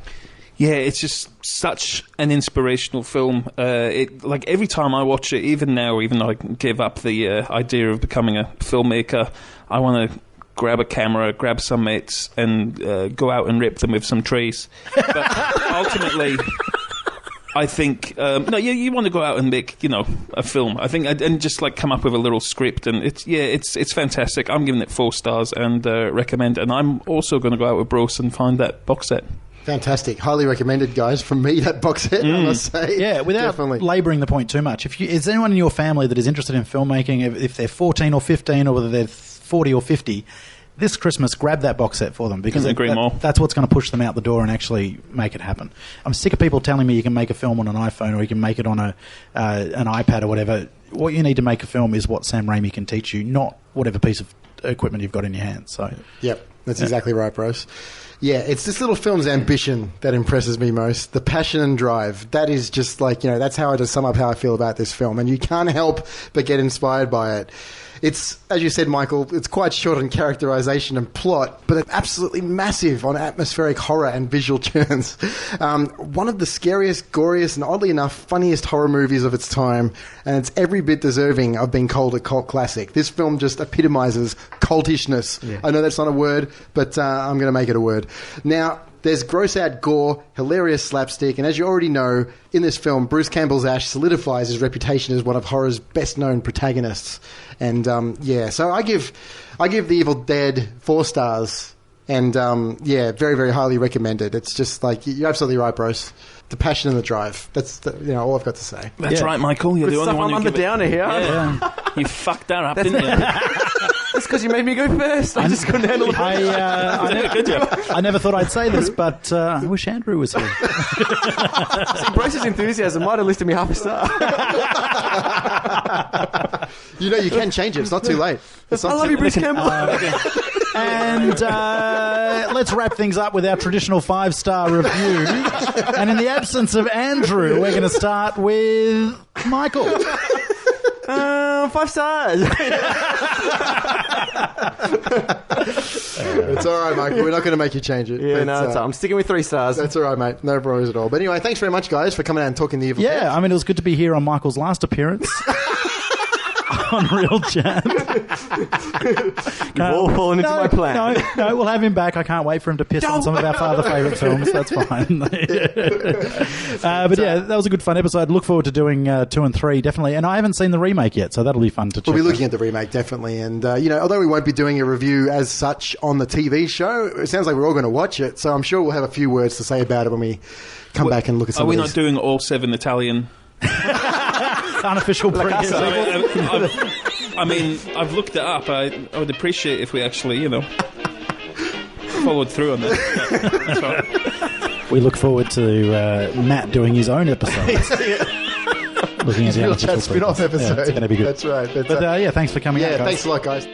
You can keep in touch with us here at Real Chat by visiting realchat.com.au. Check us out on Twitter at Real Chat Podcast, Instagram, real_chat_podcast, and we're on YouTube, Real Chat Podcast, surprise, surprise, and track us down on Facebook.